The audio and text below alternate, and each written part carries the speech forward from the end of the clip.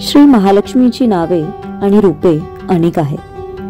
पार्वती, सिंधू कन्या, महालक्ष्मी, लक्ष्मी, कधी राजलक्ष्मी तर कधी गृहलक्ष्मी, कधी सावित्री, कधी राधिका, कधी राजेश्वरी चंद्रा, गिरिजा, कधी मालती, सुशीला अशा विविध नावांनी आपण महालक्ष्मी आईला ओळखलं जातं.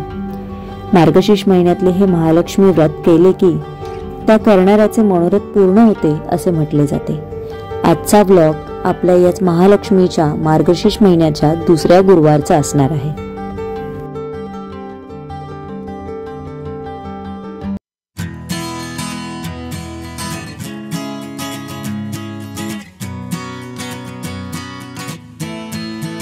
नमस्कार.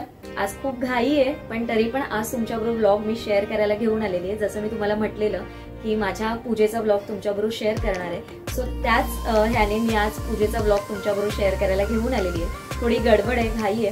जसं जसं जमेल तसं तुमच्यापर्यंत पोहोचवण्याचा प्रयत्न मी आजच्या व्हिडिओमधून करणार आहे. सो व्लॉग पूर्ण बघा, कुठेही स्किप करू नका. व्हिडिओ आवडला तर लाईक, शेअर, चॅनलला सबस्क्राईब करायला मात्र विसरू नका. सो चला तर आपण व्लॉगला सुरुवात करूया. ज्या ठिकाणी पूजा करायची तिथे मी इथे 2 एकावर एक पाट ठेवलेले आहेत, म्हणजे चौरंग ठेवून घेतलेत. कारण मला थोडीशी हाईट करायची होती म्हणून मी 2 चौरंग घेतलेले आहेत. छोटे छोटे जे चौरंग असतात ते घेतलेले आहेत. आणि इथे अष्टदल कमल काढून घेतले म्हणून मी इथे तांदळाची रास करून घेतली, त्याच्यामध्ये अष्टदल कमल आणि त्याच्यावर आता हळद कुंकू वाहून घेते. आणि मी इथे तांब्याचा तांब्या ठेवलाय. हा मोठ्या साईजचा जो तांब्याचा तांबा आहे तो मी खाली ठेवणार आहे आणि त्याच्यावरती मग अजून एक तांब्या ठेवणार आहे. सर्वात आधी कुठल्याही पूजेची सुरुवात करताना आपण अग्निदेवता ला आवाहन करायचं असतं.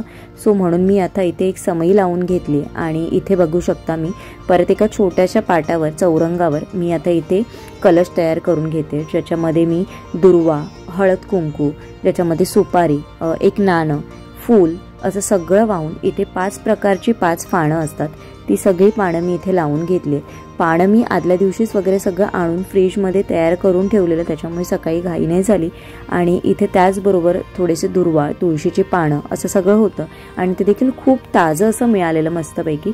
सो ते करून घेतलंय. आणि ते आईचा मुखवटा आहे तो मी नारळावर लावून असं छानपैकी सजवून घेते आणि बाजूला साईडला मी तयार करून घेते. आणि सगळं तयार झालेलं मग आता हा एकावर एक म्हणजे ज्या खालच्या तांब्यावर मी हा व्यवस्थित लावून घेतलाय. खालचा तांबा जो मी घेतलाय त्याच्यामध्ये तांदूळ भरून घेतलेले, म्हणजे तो बेसला खूप छान व्यवस्थित उभा राहतो. इथे मी ब्लाऊज पीस घेतलाय आणि ब्लाऊज पीसला ना मी अशा प्लेट्स करून ठेवलेल्या आणि त्या रात्रभर पिनअप करून ठेवल्या म्हणजे त्या व्यवस्थित राहतील. आणि त्या दोन्ही तुम्हाला जशा पाहिजे तशा पद्धतीने तुम्ही पिनअप करून घ्या. इथे एक वरती पिन करावा लागतो आणि खाली पिन करावा लागतो, म्हणजे आपल्या ज्या प्लेट्स आपण ज्या करून ठेवलेल्या त्या खूप सुरेख अशा पडतात. सो तुम्ही बघू शकता मी इथे वरती आणि खाली असं दोन्ही साईडला मी लावून घेतलाय. आणि छानपैकी आता मी त्याच्या प्लेट्स पाडून घेते आणि त्याच्यानंतर जे काही आपल्याला देवीला ऑर्नामेंट्स घालायचे म्हणजे जे काही दागिने घालायचे ते छानपैकी घालून घेते मी एक एक करून. मंगळसूत्र म्हणा, ठुशी म्हणा, लक्ष्मी हार म्हणा, असं बरंचसं सगळं, नथ आहे. त्याच्यानंतर मी वेली देखील ठेवलेल्या, ज्या कानाला कर्णवेली लावतो त्या छानपैकी त्या देखील होत्या माझ्याकडे, तर त्या देखील मी लावून घेतल्या आणि त्यांना अशा पाण्यातच लावून घेतल्या. पाठीमागे लावत होती पण पाठीमागे बरोबर ॲडजस्ट नव्हत्या होत म्हणून मग पुढेच लावून घेतल्या.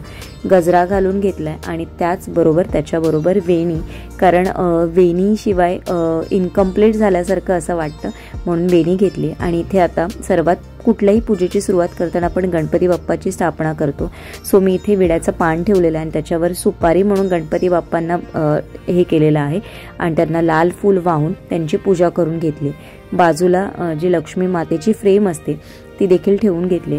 ही पूजा आपण सगळ्याच जणी सगळ्यांच्या घरी सगळ्यांना जशी जमेल तशा पद्धतीने करत असतो. सो वेगळं असं काही नाही, तुम्ही जे जसं करत असाल तशीच मी देखील ही पूजा करते. इथे गणपती बाप्पांसाठी मी गुळ खोबऱ्याचा नैवेद्य ठेवून घेतलाय. देवींसाठी 5 फळाचा जो नैवेद्य असतो आपला तो ठेवून घेतलाय. त्याचबरोबर इथे जे काही वाण असतं आपल्याला देवीला देवायचं असतं ते ठेवून घेतलंय. त्याचबरोबर दूध साखरेचा नैवेद्य आणि जे काही बेदाणे वगैरे आहेत त्याचा नैवेद्य ठेवून घेतला आहे। इथे खाली मी चौरंग मांडून घेतला आहे, कारण वरती जागा नव्हती, त्याच्यामुळे जी माझी रोजची पुस्तकं असतील जी वाचायची आहेत ती मी इथे ठेवून घेतली, ज्याच्यामध्ये नित्यसेवेचं पुस्तक आहे, सारामृत आहे, ते इथे ठेवून घेतलं आहे। 2 दिवे जे मी म्हटलेलं की मी मार्गशीर्ष गुरुवारी वापरायला काढेन, त्यांचं उद्घाटन करेन, ते मी वापरून घेतलेत। इथे आता देवीची ओटी भरून घेणार आहे, तर ती देखील मी आता ओटी भरून घेते। इथे बघू शकता तुम्ही, मी ओटी भरून घेतली आता।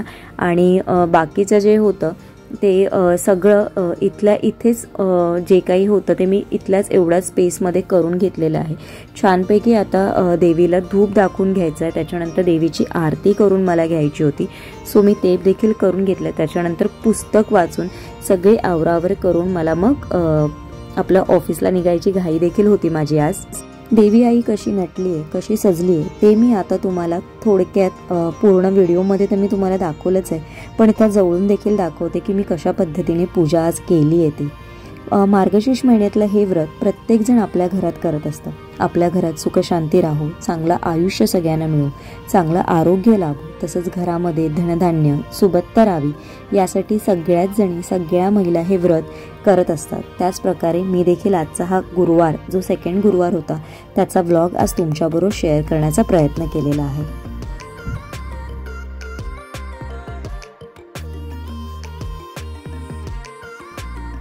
नमस्कार, शुभ सकाळ, सुंदर अशा दिवसाच्या सुंदर अशा शुभेच्छा। मी प्राजक्ता आपल्या एका नवीन ब्लॉगमध्ये तुमच्या सगळ्यांचं खूप खूप मनापासून स्वागत करते।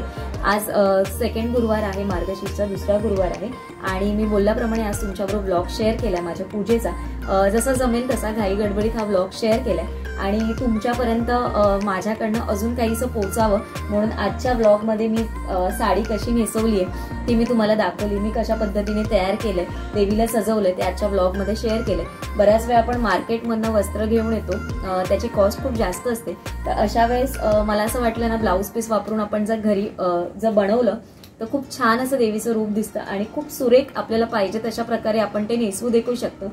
सो अशा प्रकारे मी आज ब्लू कलरचा वापर केला, तुम्ही बघू शकता सगळीकडे, इथे पण ब्लू कलर आहे, इथे पण ब्लू कलर आहे। मी जी ओटी भरली पहिल्या गुरुवारी नव्हती भरली म्हणून आज भरली, ती देखील ब्लू कलरनेच केली। सो ह्यावेळेस मी ब्लू कलरचा विचार करून सगळं देवीचं रूप सजवायचं असं ठरवलेलं आणि खूप छान असं सुंदर असं रूप दिसतंय देवीचं। तुम्हाला आजचा ब्लॉग कसा वाटला मला नक्की कमेंट करून सांगा। व्हिडिओ आवडत असतील तर लाईक, शेअर, चॅनलला सबस्क्राईब करायला विसरू नका आणि तुमच्याकडे काही सजेशन्स असतील तर ते देखील मला नक्की द्या। आणि अजून एक गोष्ट तुम्हाला आवर्जून मला सांगावीशी वाटते की प्लीज कुठेही जज करू नका माझ्या काही कोणाच्याहीच व्हिडिओला, किंवा जे कोणी पूजा अर्चा करत असतील तर ज्याच्या त्याच्या पद्धतीने किंवा ज्याच्या त्याच्या श्रद्धेने जो जसं जसं ज्याला जमत असेल तशी पूजा अर्चा करत असतो। सो त्याच्यामुळे ते कुठेही जज करू नका। तुम्हाला काही सजेशन्स असतील तर मला नक्की सांगा, ज्या गोष्टी काही मला माहिती नसतील किंवा ज्या अजून काही मला जाणून घ्यायचे असतील तर तुमच्या कमेंट मार्फत माझ्यापर्यंत पोहोचल्या तर मला देखील आनंद होईल आणि माझ्याकडनं तुमच्यापर्यंत काही पोहोचलं तर ते देखील मला आनंद होईल। तर आजचा ब्लॉग मी इथेच संपवते, तुम्हाला कसा वाटला मला नक्की कमेंट करून सांगा। लवकरच भेटू माझ्या अशाच एका नवीन व्हिडिओ सोबत, तोपर्यंत सगळ्यांना श्री स्वामी समर्थ, बाय बाय आणि टेक केअर।